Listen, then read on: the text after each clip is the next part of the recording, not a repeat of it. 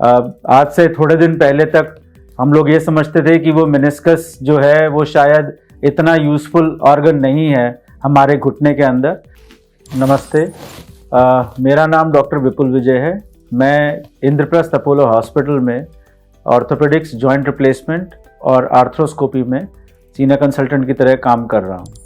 आज हम जिस टॉपिक के ऊपर डिस्कशन करने वाले हैं वो मेनिस्कस यानी घुटने के बीच में जो प्रोटेक्टिव झिल्ली होती है उसके बारे में बात करेंगे। अपने घुटने के अंदर दो तरीके के झिल्ली होती हैं, जो एक बाहर की तरफ और अंदर की तरफ, जिनको हम मेनिस्कस कहते हैं। आज से थोड़े दिन पहले तक हम लोग ये समझते थे कि वो मेनिस्कस जो है वो शायद इतना यूज़फुल ऑर्गन नहीं है हमारे घुटने के अंदर। तो जब भी कभी चोट लगती थी तो यूजुअली अगर मेनिस्कस परेशान करता था तो उसको निकाल दिया जाता था, हटा दिया जाता था।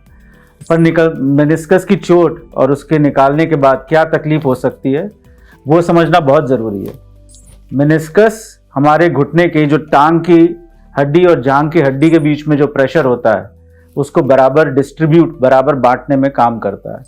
और अगर वो मेनिस्कस टूट जाए तो धीरे धीरे घुटने के अंदर घिसावट और आर्थराइटिस शुरुआत हो जाती है और जल्दी जल्दी बढ़ने लगती है। दूसरा, टूटा हुआ मेनिस्कस हमारे घुटने के बीच में चलते समय अटक सकता है, जिससे कि हम लोग घुटने को लॉकिंग कहते हैं। उससे घुटने के अंदर आसपास के और भी लिगामेंट्स के अंदर फर्दर डैमेज हो सकता है। पहले हम लोग जब भी ऐसी समस्या होती थी तो मेनिस्कस को हम निकाल देते थे, जिसे हम मेनिसेक्टमी कहते थे। बट आजकल कंसेप्ट पिछले दिनों में चेंज हुआ है। हम मेनिस्कस को बचाना चाहते हैं, जिसको लोग आजकल सेव द मेनिस्कस कहते हैं।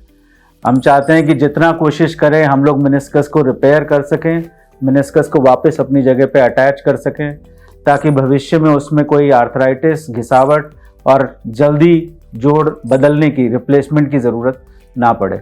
उसके लिए आजकल की होल प्रोसीजर्स करने लगे हैं, जो कि बहुत छोटे छोटे होल्स से कैमरा इंस्ट्रूमेंट्स डाल के उस मेनिस्कस को हम संपूर्ण तरीके से रिपेयर कर सकते हैं। कई केसेस में हमें उस मेनिस्कस को निकालना भी पड़ता है, बट पहली कोशिश आजकल हम हमेशा कोशिश यही करते हैं कि हम मेनिस्कस को रिपेयर करके अपनी जगह पे जोड़ पाएँ। उसके बाद थोड़े दिन रिहैबिलिटेशन करने की ज़रूरत होती है, और अगर वो मेनिस्कस रिपेयर हो जाता है तो लॉन्ग टर्म में घुटने को बचाने के लिए आई थिंक वो एक बहुत इम्पॉर्टेंट और बहुत यूज़फुल स्टेप है। तो यदि आपको कभी भी घुटने के अंदर अटकना, घुटना कभी चलते चलते आवाज़ करे और दर्द करे तो उसको इग्नोर ना करें, अपनी जांच कराएं। और अगर मेनिस्कस टियर है तो हम लोग हमेशा मेनिस्कस रिपेयर के लिए अटेम्प्ट और कोशिश कर सकते हैं। धन्यवाद।